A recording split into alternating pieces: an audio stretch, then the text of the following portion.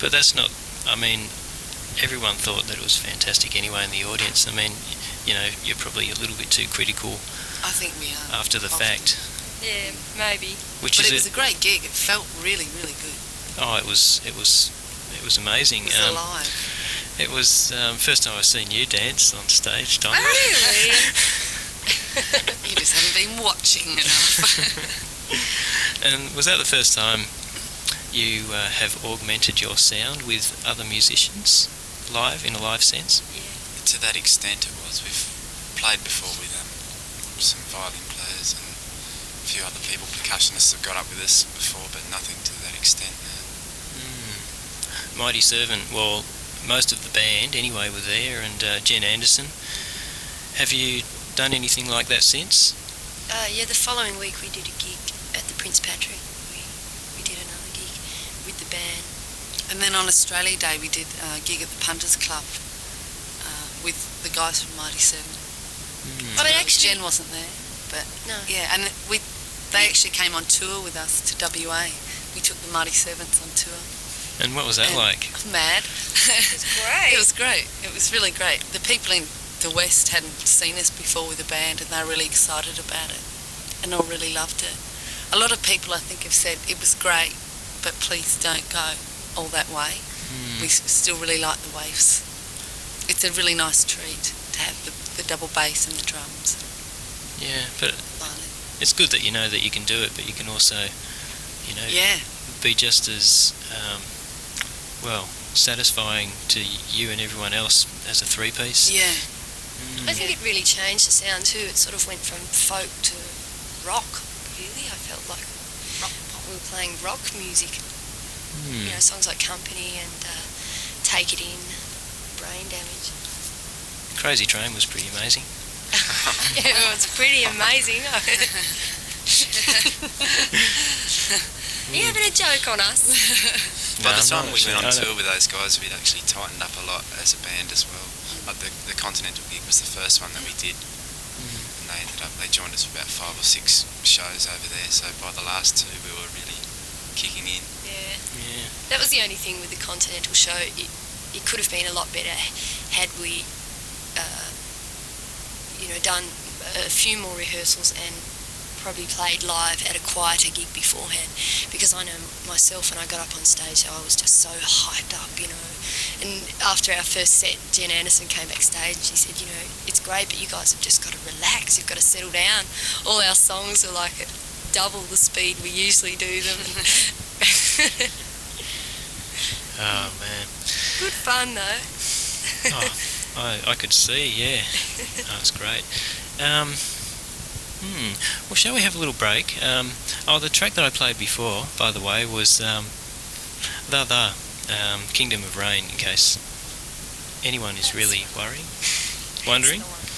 I'm going to play a Telek track, and then we'll come back and talk a little bit more about the Waifs. How about we have a song right now? Oh, I think that'd be a good idea. I think we shall. It's 5 minutes to 10. Brain Massage.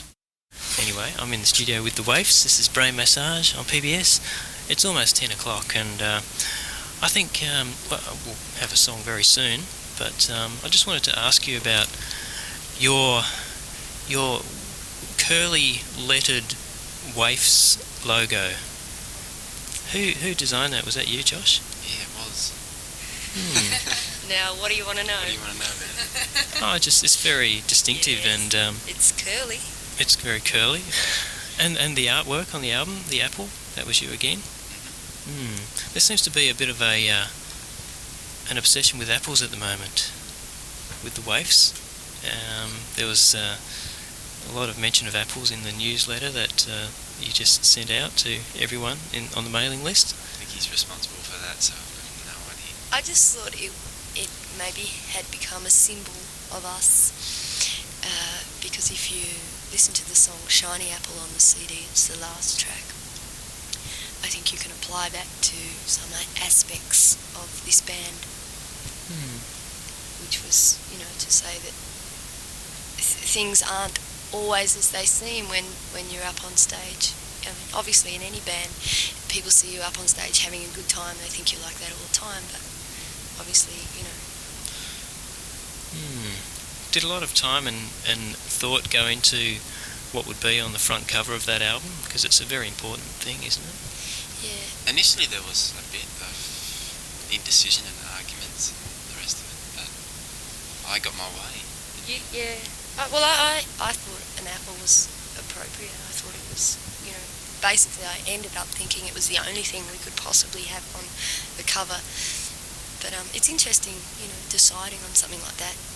And because that's the way people perceive you. Yeah, I don't know. That's what I was sort of thinking, Does this have to be something that's going to sell it, even if people don't know us? Or is it something that must represent you? Or should it be a photo of you simply so people will buy it? What's the aim of a cover? Have you thought a lot about, the aspect of image since you started? Is it more prominent in your minds these days? I don't think so, no. Basically, what we are is what we are. We don't really try to consciously portray a particular image. We just try to come across as ourselves. And funnily enough, that's what what seems to appeal to people, I think. An anti-image, perhaps? Maybe not. I wouldn't go that far. We're just good, proper country folk. You sure are. Now, your first CD's into the second pressing, I take it. Is that right? With the green... Third? Yes. Ooh. You're about a week behind us. Well, fantastic. Yeah. It's selling well all the time. A lot of people in Western Australia particularly are buying it just on the basis of hearing it from other people or something. They've never seen us or heard of us live, so it's spreading that way now. Whereas initially we just sold them at gigs to people who had seen us before. But we've had a couple of phone calls from people in Sydney saying, I heard your CD, person in Queensland. I mean, that's only 3, but it's getting out there.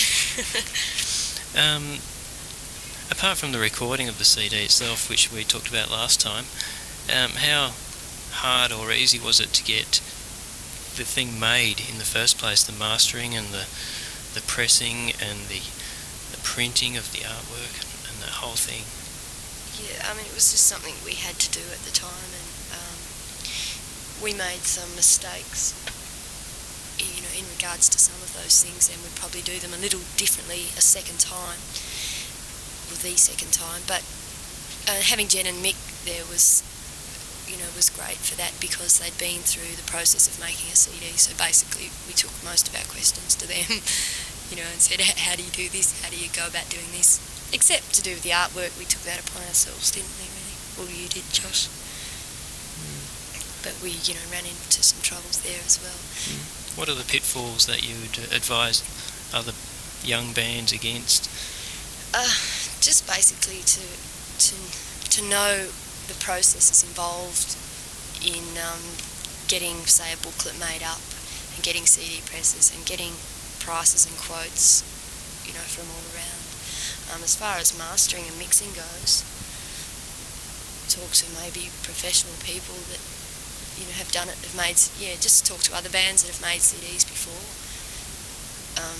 As far as finding people to mix your CD, you've really got to find someone that was the hard bit.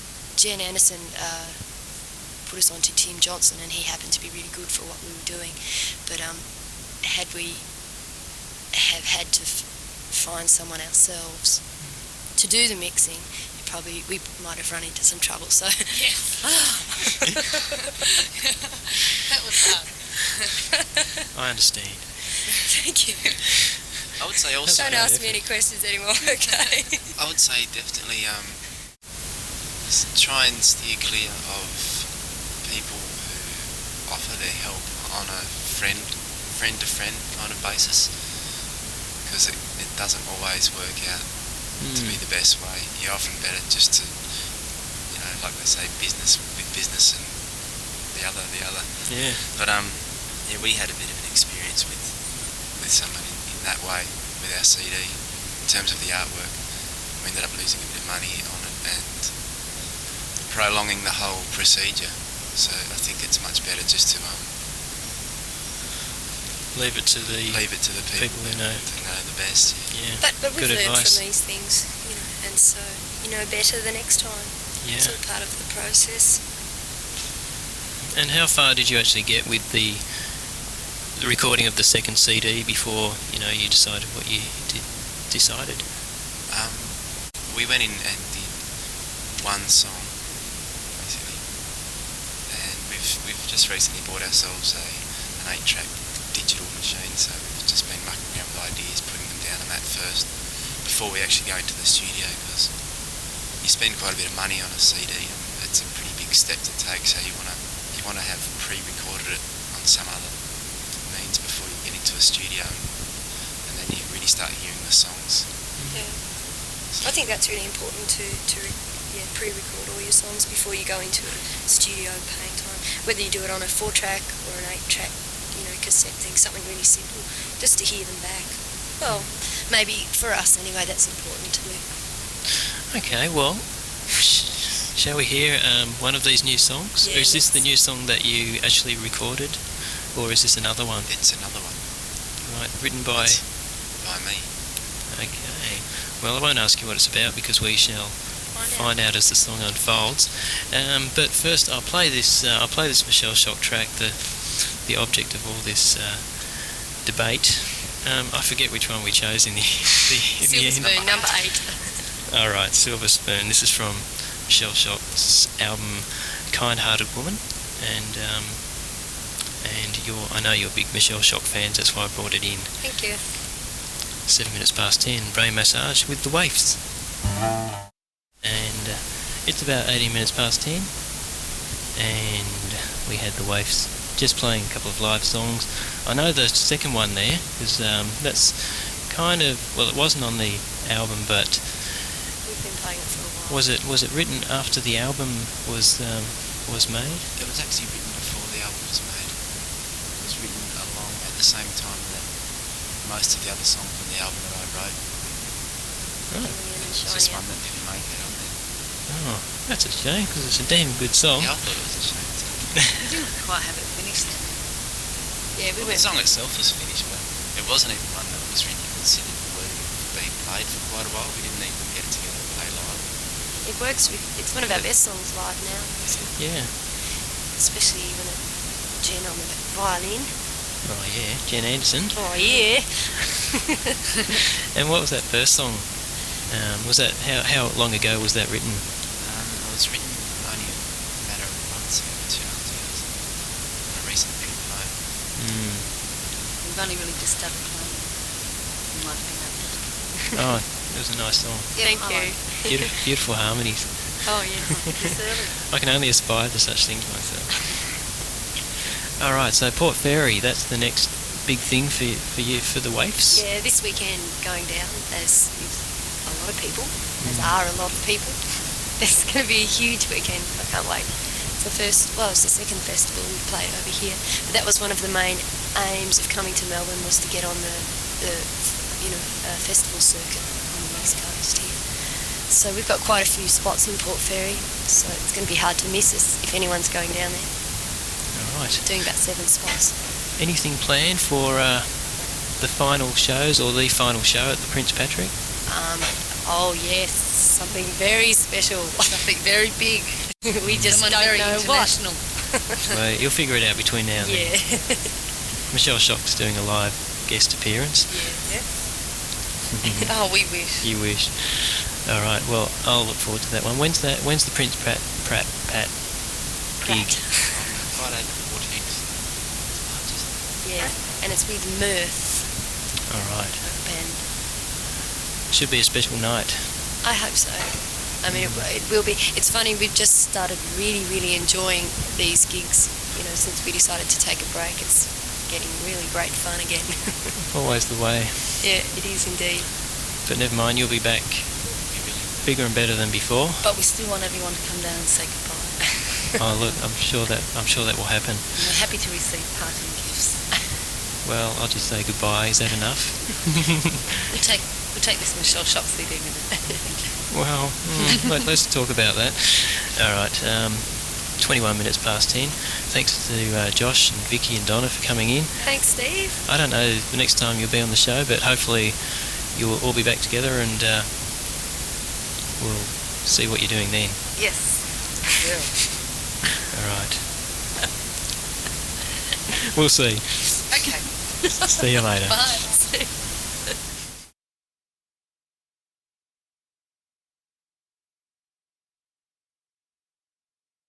The people think that that's a bit short.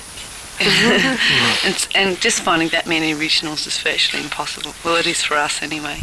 I think the difference between playing here and there is that in Melbourne the audiences are really there to hear your own music, whereas a lot of the places we played in the last 2 months back west were like little towns where, you know, a lot of people are going out to the pub on a Friday night To drink. and, you know, they want to hear songs they know and stuff, so not everyone is there to listen to your original stuff, whereas in Melbourne that's what the focus is. Yeah. Although they did come along to see us, to these venues to see us play, yeah, I agree that they didn't.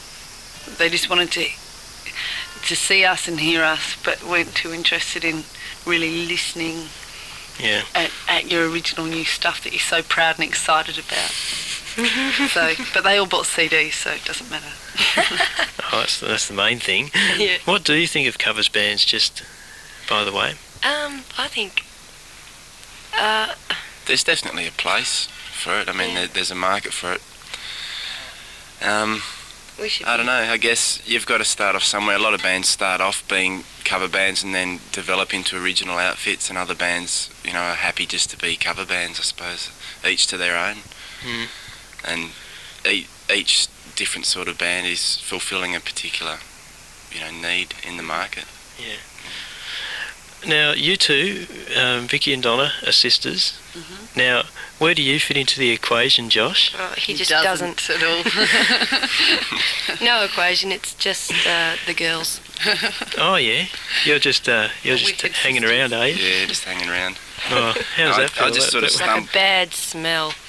stumbled across these two about 3 or 4 years ago in Broome and decided to... What do you mean, stumbled? It was a bit the other way around. We stumbled across him, lying down and dirty in the gutter. Oh, We picked him up, brushed him off. poor Josh. And said, "We'll give you a job, young man."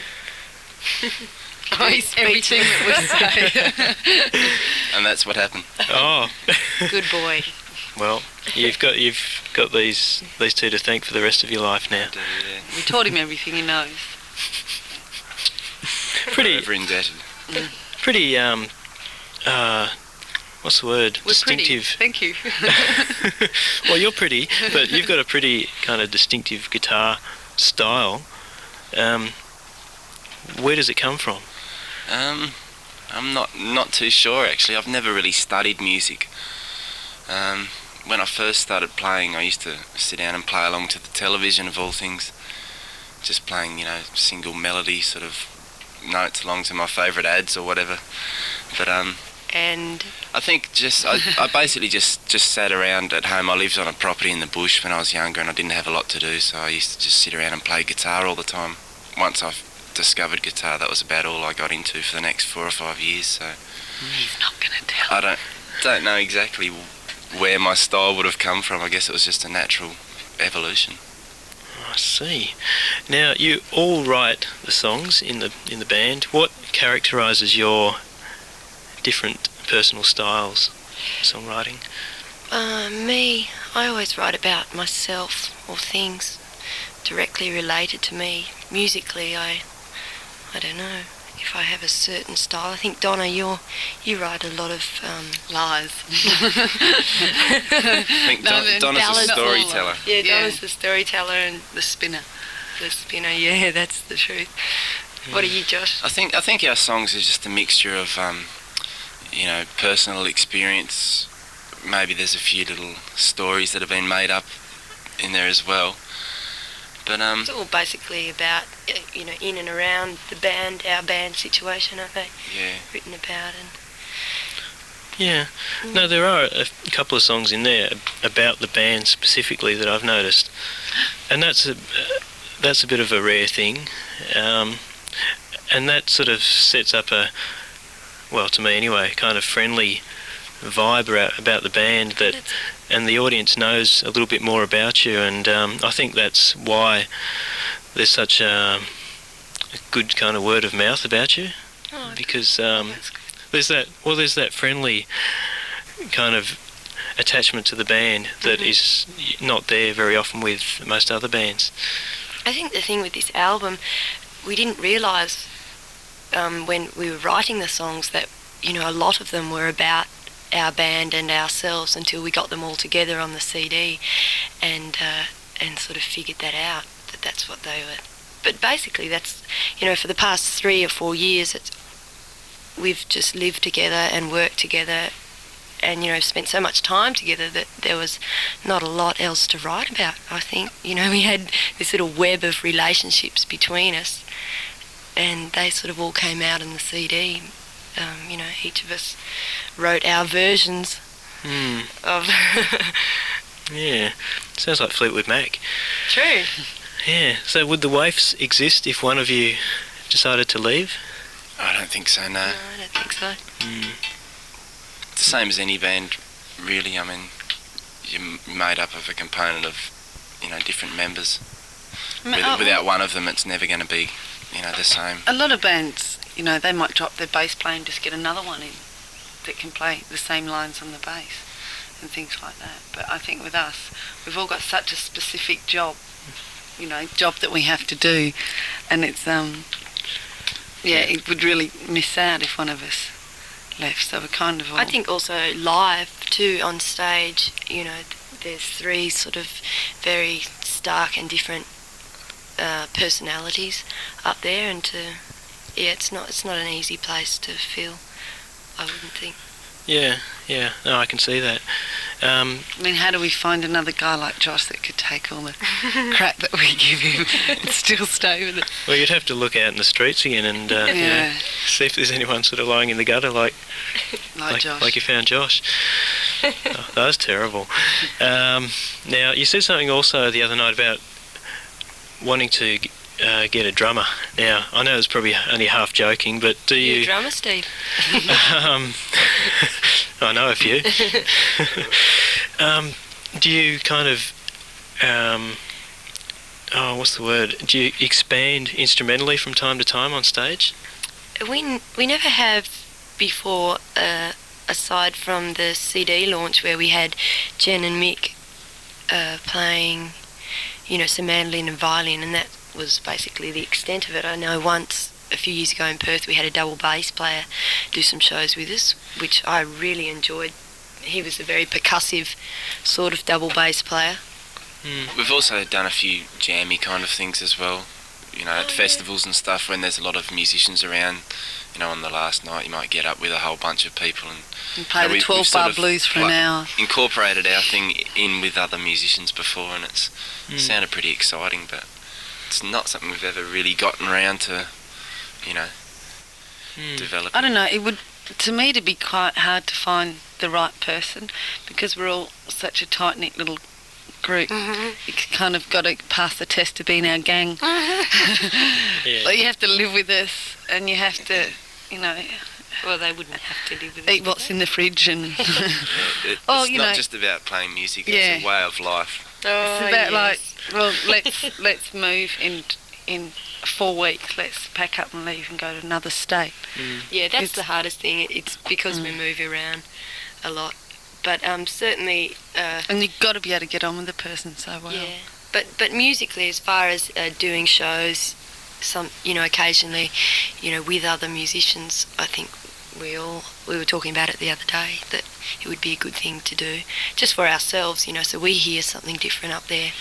Gives ourselves, you know, different direction to go down. But as far as Not getting to a permanent the audience fixer, as well. Yeah, so, of course. Okay, well, Donna, you wanted to hear a track from this album. Yeah, I just saw it sitting on the teeth. Yeah, Gillian Welch, and there are a couple of really good songs that I picked out last night. So I think I'll play the first track called Orphan Girl. This is just for you. Oh, thanks. This is not the Waifs. And, well, the Waifs will be back after this. Alright, you're back on PBS. It's just after 10 past the hour of 10, and we heard a track there from Gillian Welch, Orphan Girl, from an album called Revival, chosen specifically by Donna of the Waifs. Did you enjoy it? Yeah, I thought that was really lovely. I'd like to hear the rest of the album. I thought the guitar playing, Josh playing guitar along with that track was quite... I should have turned the mic on or something. Once I found the key, it's okay. Well, as I said, we have Vicky, Josh and Donna in from the Waifs, and they'll be doing some live music very shortly, but just want to talk about the album. You mentioned before Mick Thomas and Jen Anderson.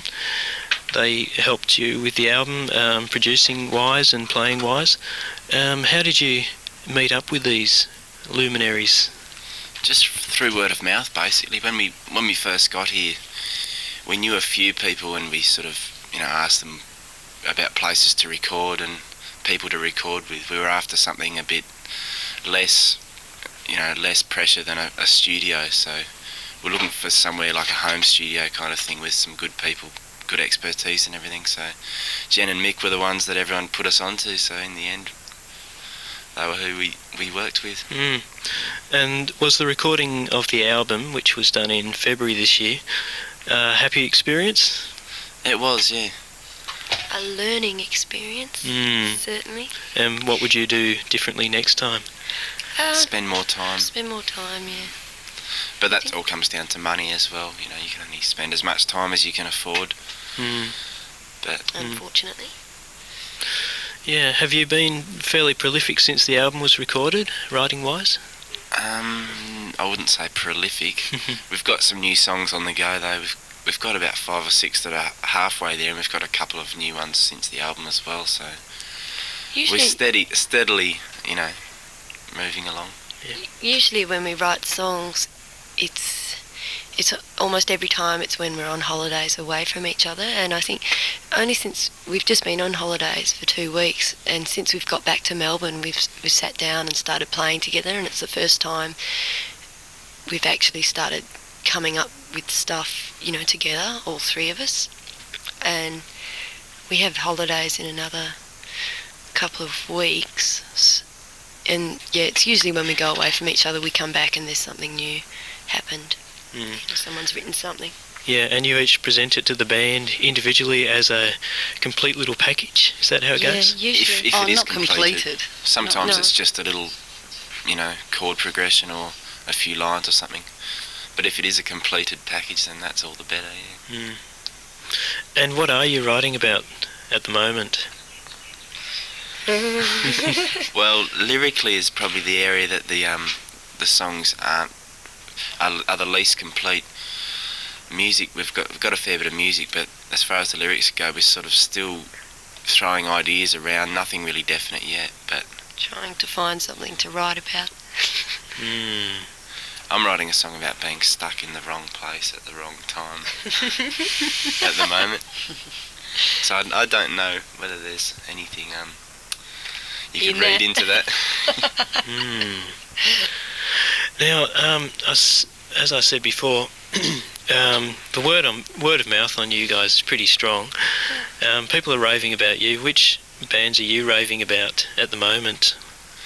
The band that I've enjoyed the most since I've been in Melbourne is a band called Boof, but they're actually based in Amsterdam at the moment. Half of the members are from Melbourne and half are from Holland, so they sort of moved between the two.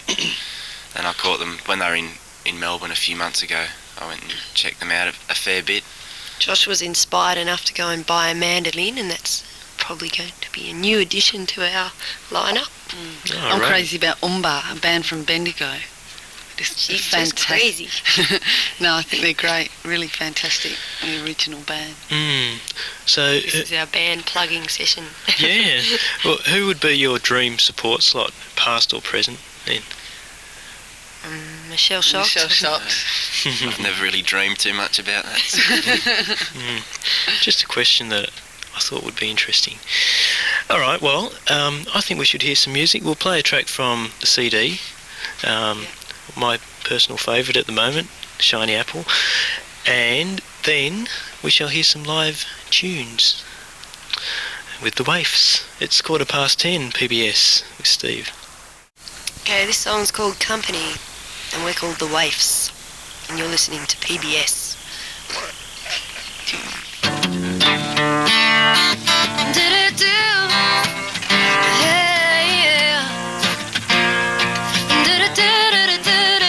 Yeah, my head looks at the sky.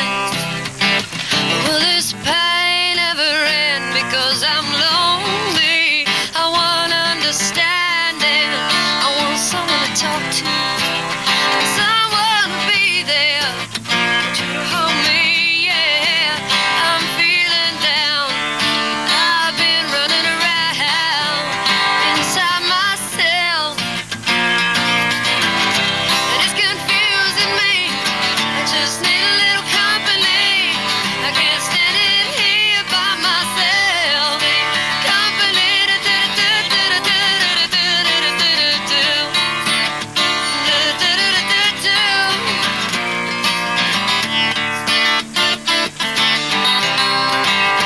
Yeah, but here I go again.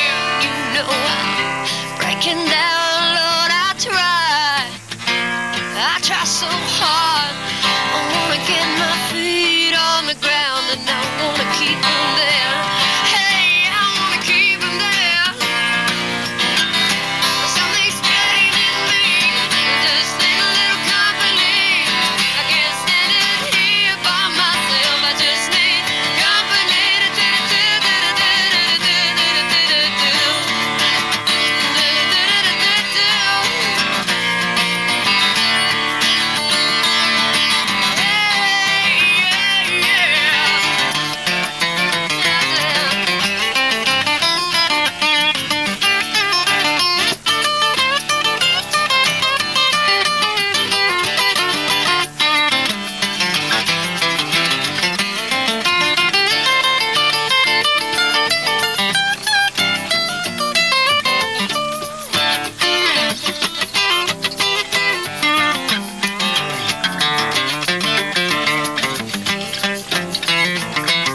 Not here.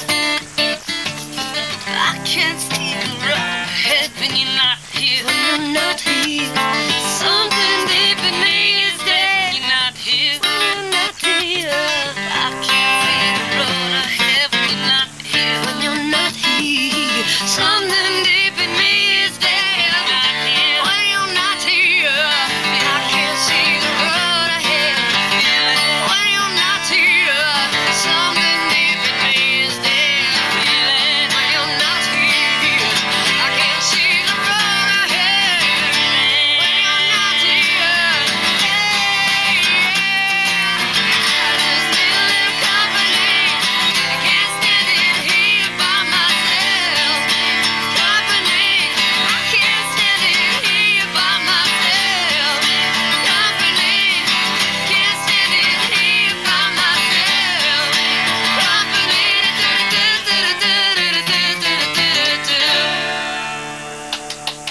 Oh, thank you, Steve.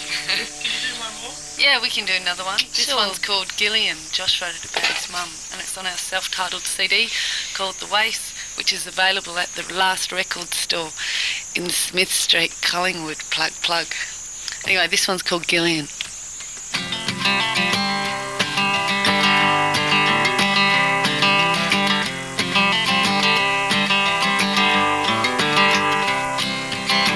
Oh, Gillian, you're up with the sun, and you've done 100 things before 9:30, and by the time most folk are up and gone, oh, you will be starting on 101.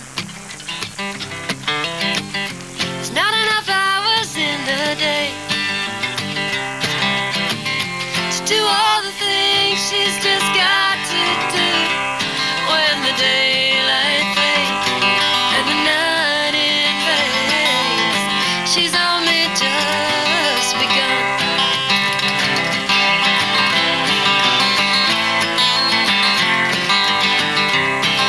But weary as you lay at night, wait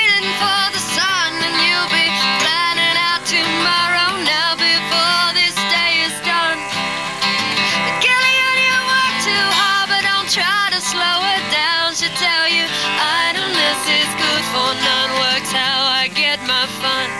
You know that idleness is good for none works how I get things done.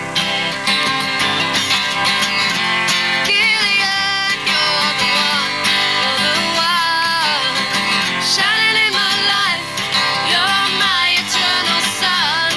I'm trying to thank you now for what I've become, but I've only just begun.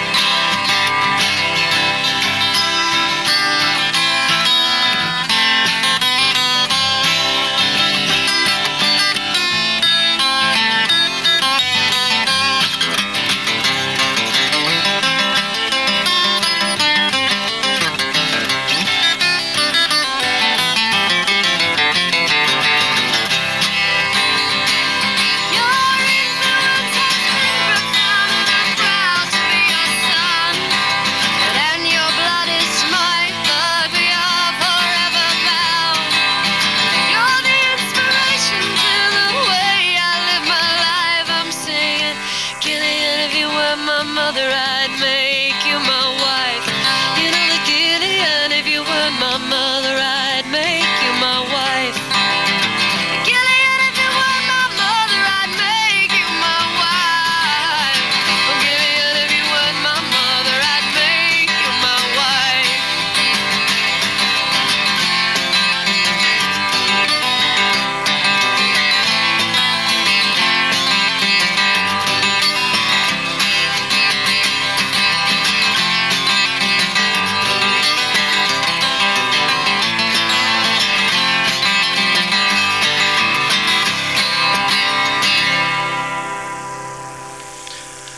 Thank you very much.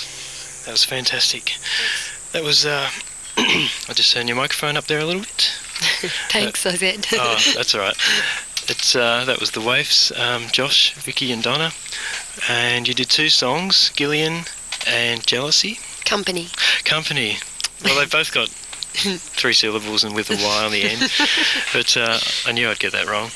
No, thanks very much for coming in on this cold, early morning. Early morning. Yes, we do appreciate it. Thanks, that was a lot of fun. And, well, I suppose you want to plug a few gigs now. Yeah, we're doing Thursdays at the Prince Patrick starting on the 8th of August. And that's about... Oh, yeah, we've got special guests. I think the 8th is with Matt Walker from The Mighty Servant. Oh, he's fantastic. Yeah, he is. He's great. Yeah, so that's it. Now CD can be bought at the Last Record Store in Smith Street or at our shows. Wonderful. Thanks again. Thanks, Steve. And I will say goodbye. Ty is around here somewhere and he'll be in about 4 minutes' time. So to take us through, I'll play a track from a CD which is over there somewhere. I will say goodbye. See you later.